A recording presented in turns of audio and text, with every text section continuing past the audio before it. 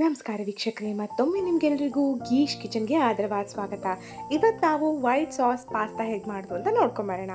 ಮೊದಲಿಗೆ ಒಂದು ಪ್ಯಾನಲ್ಲಿ ಸ್ವಲ್ಪ ಬೆಣ್ಣೆ ಅಥವಾ ತುಪ್ಪ ಹಾಕ್ಕೊಂಡು ಅದಕ್ಕೆ ಸಣ್ಣದಾಗಿ ಹೆಚ್ಚಿರುವಂಥ ಬೆಳ್ಳುಳ್ಳಿ, ಹಾಗೆ ಹಸಿಮೆಣಸಿನಕಾಯಿ, ಸಣ್ಣದಾಗಿ ಹೆಚ್ಕೊಂಡಿರುವಂಥ ಕ್ಯಾರೆಟ್,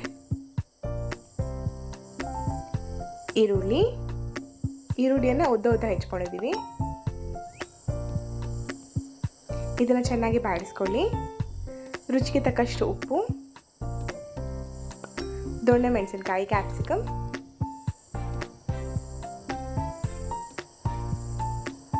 ಸ್ವಲ್ಪ ಚಿಲ್ಲಿ ಫ್ಲೇಕ್ಸ್ ಅಥವಾ ಖಾರ ಪುಡಿಯನ್ನು ಕೂಡ ಬಳಸ್ಕೋಬೋದು. ಹಾಗೆ ಒಂದು ಸ್ವಲ್ಪ ಆರಿಗ್ಯಾನೋ ಹಾಕೊಂಡಿದ್ವಿ. ಸಣ್ಣ ಉರಿಯಲ್ಲಿ ಚೆನ್ನಾಗಿ ಹುರಿಬೇಕು, ಇಲ್ಲಾಂದರೆ ಮಸಾಲೆ ಕರಟ್ ಹೋಗುತ್ತೆ.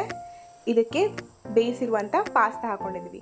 ಮೊದಲೇ ಉಪ್ಪು ಮತ್ತು ನೀರಲ್ಲಿ ಚೆನ್ನಾಗಿ ಬೇಯಿಸ್ಕೊಂಡಿರುವಂಥ ಪಾಸ್ತಾ.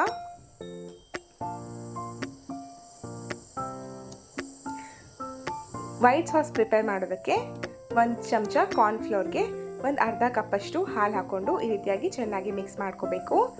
ನಂತರ ಒಂದು ಪ್ಯಾನಲ್ಲಿ 1 ಚಮಚ ಬೆಣ್ಣೆ ಹಾಗೆ ಈ ಮಿಶ್ರಣವನ್ನು ಹಾಕ್ಕೊಂಡು ಚೆನ್ನಾಗಿ ಸಣ್ಣ ಉರಿಯಲ್ಲಿ ಇದನ್ನು ಬೇಯಿಸಬೇಕು. ಇದು ಕ್ರೀಮಿ ಕನ್ಸಿಸ್ಟೆನ್ಸಿಗೆ ಬರುವವರೆಗೂ ಇದನ್ನು ಚೆನ್ನಾಗಿ ಕೈ ಆಡಿಸ್ತಾನೆ ಇರಬೇಕು.